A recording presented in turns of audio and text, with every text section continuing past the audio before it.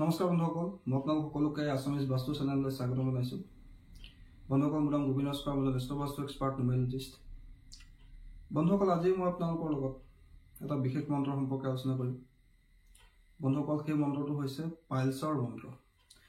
বন্ধুসকল, পাইলছ ৰোগটো বিষয়ে আপোনালোক সকলোৱে প্ৰায় জানেই। পাইলছ হৈছে এটা গুপ্ত ৰোগৰ নিচিনা। যেতিয়া আপুনি শৌচ কৰিবলৈ যায়, সেই সময়ছোৱাত আপোনাৰ শৌচাগাৰেদি তেজ ওলাবলৈ লয়, সেই অংশটো ফুলি যায় বা আপোনাৰ সেই স্থানত বিভিন্ন ধৰণৰ ইনফেকশ্যন হ'বলৈ লয়। বন্ধুসকল, এইটো এটা অত্যন্ত কষ্টদায়ক ৰোগ। যিসকলৰ পাইলছ ৰোগ আছে তেওঁলোকেহে ভালকৈ এই ৰোগৰ সমস্যা সম্পৰ্কে গম পায়। বন্ধুসকল, পাইলছ ৰোগ দূৰ কৰা বিভিন্ন ঔষধ আছে, বহুতো ট্ৰিটমেণ্ট আছে, অপাৰেশ্যনৰ যোগেদিও পাইলছ ৰোগ ঠিক কৰা হয়। কিন্তু বন্ধুসকল, কিছু ক্ষেত্ৰত দেখা যায় যে বন্ধুসকল কিছুমানৰ এই পাইলছ ৰোগ বিভিন্ন ধৰণৰ ঔষধ খোৱাৰ পিছতো, অপাৰেশ্যন কৰাৰ পিছতো তেওঁলোকৰ সেই সমস্যা দুদিনমানৰ কাৰণে ভাল হৈ থাকে, তাৰপিছত আকৌ হ'বলৈ লয়। এইদৰে তেওঁলোকৰ এই ৰোগে সমস্যাত পেলাই থাকে। যিমান অপাৰেশ্যন কৰি থাকিলেও, মেডিচিন খাই থাকিলেও, খোৱা বোৱা যতন ল'লেও তেওঁলোকৰ এই ৰোগে পিছা নাই। বন্ধুসকল, এই ক্ষেত্ৰত আমি পাইলছ ৰোগ দূৰ কৰা এটা মন্ত্ৰৰ সহায় ল'ব পাৰোঁ। বন্ধুসকল, মন্ত্ৰটো এটা অত্যন্ত সৰু মন্ত্ৰ, কিন্তু এই মন্ত্ৰটো আপোনালোকে ব্যৱহাৰ কৰাৰ আগত যিজন ব্যক্তিয়ে এই মন্ত্ৰটো ব্যৱহাৰ কৰিব, তেওঁ ব্যক্তিজনে কোনো শনি মংগল বাৰৰ দিনা এই মন্ত্ৰটো মুখস্থ কৰি 108 বাৰ জপ কৰি ইয়াক সিদ্ধ কৰি ল'ব। আৰু সিদ্ধ কৰিবৰ কাৰণে আপোনালোকে নিজৰ মন্দিৰত বহি ল'ব।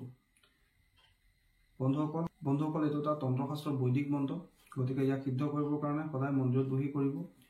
ভালকৈ মুখস্থ কৰি শনি মংগল বাৰৰ দিনা আপোনালোকে 108 বাৰ জপ কৰি ল'ব।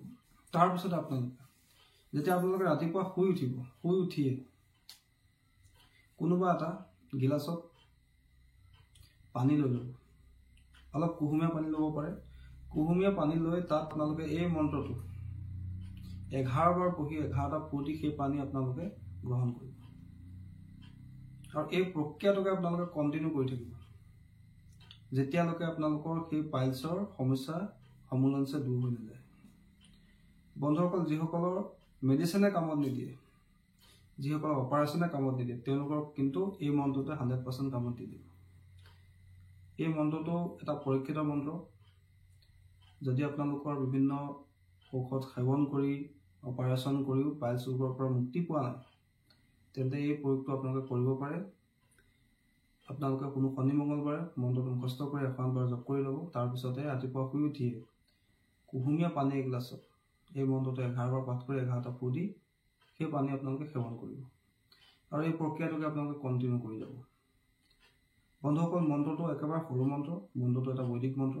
মন্ত্ৰটো মই আপোনালোকক স্ক্ৰীণত দি দিছোঁ। মন্ত্ৰটো হৈছে বন্ধুসকল, এহি ভামিনী ভগমালিনী দুৰ্গম নাশিনী নাশয় সৎস্বাহা। বন্ধুসকল, মন্ত্ৰটো আকৌ এবাৰ কৈ দিছোঁ। মন্ত্ৰটো হৈছে এহি ভামিনী ভগমালিনী দুৰ্গম নাশিনী নাশয় সৎস্বাহা। বন্ধুসকল, এই মন্ত্ৰটো আপোনালোকে ভালকৈ মুখস্থ কৰি ল'ব। আৰু মই যিদৰে ক'লোঁ সেইদৰে আপোনালোকে প্ৰত্যেক দিনে প্ৰয়োগ কৰিব। আপোনালোকৰ যদি কিবা পাইলছৰ সমস্যা আছে বা কাৰোবাৰ বিভিন্ন মেডিচিন খোৱাৰ পিছতো, ট্ৰিটমেণ্ট কৰাৰ পিছতো, অপাৰেশ্যন কৰাৰ পিছতো আপোনালোকৰ এই সমস্যা দূৰ হোৱা নাই, তেন্তে আপোনালোকে এই প্ৰয়োগটো কৰক। নিশ্চয় আপোনালোকৰ এই পাইলছ ৰোগৰ পৰা মুক্তি লাভ কৰিব। বন্ধুসকল, আশা কৰিছোঁ আপোনালোকৰ ভিডিঅ'টো চাই ভাল লাগিলে। যদি ভাল লাগিলে অনুগ্ৰহ কৰি ভিডিঅ'টো লাইক কৰি দিব, কমেণ্ট কৰিব আৰু মোৰ চেনেলটো ছাবস্ক্ৰাইব কৰিব।